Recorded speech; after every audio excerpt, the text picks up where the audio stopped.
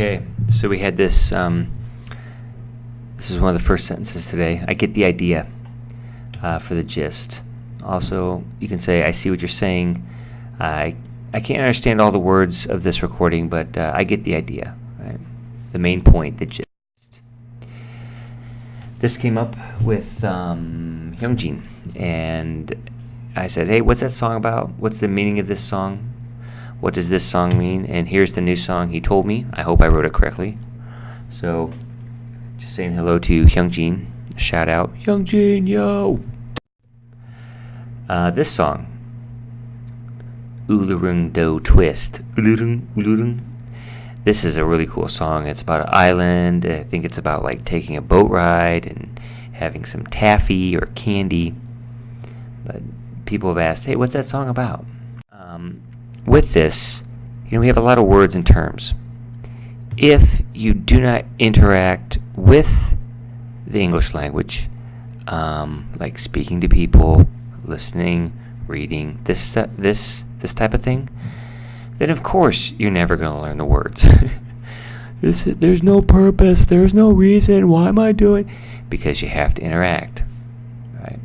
The whole point, though, the main idea of this is that your language skills are good enough, and you practice a lot, so when you need it, it comes out. Learning's good though, but the entire goal though is to be able to use the information when you need it.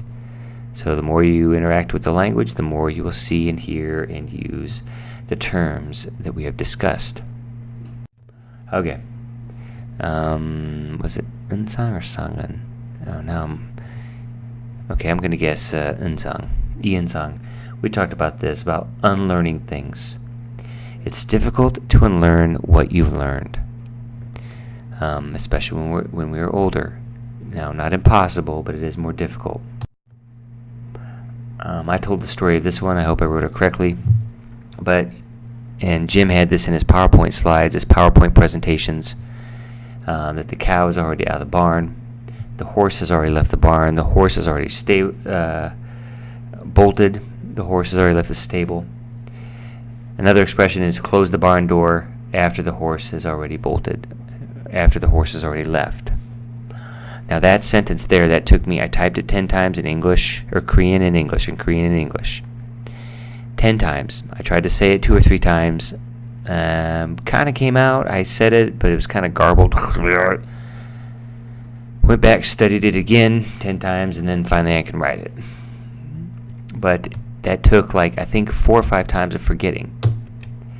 Here is, if you put this into Google Images, this comes out. On a scale of 1 to 10, this is probably about a 4 or 3. Definitely I've heard it during training.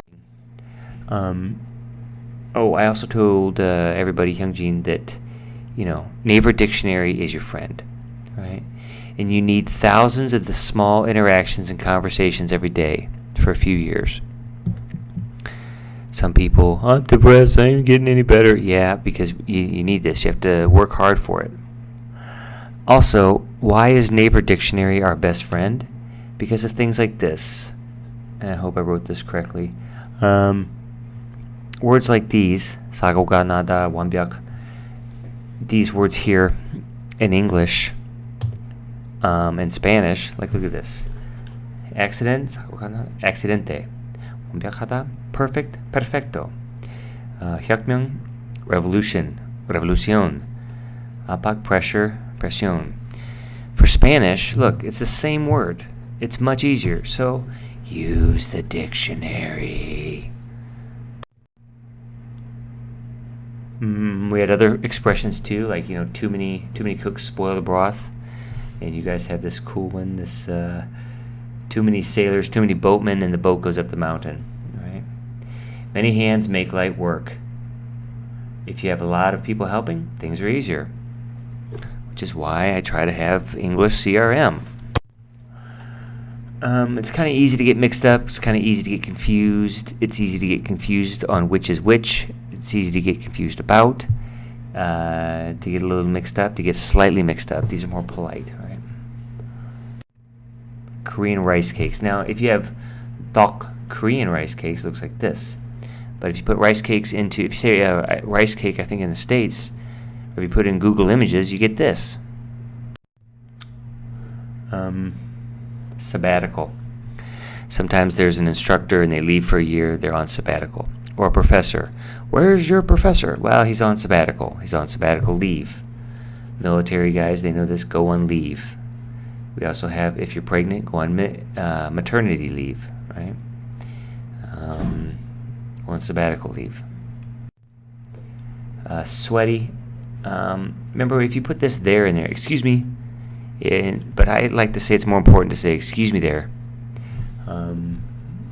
You're all sweaty there. Right? Okay, I said this today. Let's get started. We'll get going. I said this quickly, and I noticed that maybe a few people didn't catch it. And I thought, okay, I'll write it down. If anybody says something you don't understand, ask them, write it down, learn it. All right. Let's get started. Let's get going. You can say all these too. Okay, thank you very much. Thank you very, very much. Do you guys know Elvis Presley? He used to say, thank you very much. You can say much appreciated. Quick story about must, have to, and should. Must, if you don't do it, you die. Have to, like work. Every day you have to go to work. You have to go by 8:20. Should, well, you should, come on. Really, everybody should be studying, practicing a language skill, I think. Here's a good example. Oh, hi, Sunghan. How are you? That's kind of surprising. Actually, I just wanted to say hello, give a shout out, ask if you guys are still here. Right. But here's the example for this one. These two are very close, and here's a good example.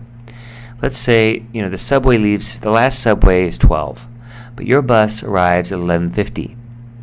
So you have to take so if you say something like, oh, we have to take a taxi to get home, there's no way we can make it to the subway. Have to is stronger in this. You have to go to work. Yeah, we have to take we have to take a taxi.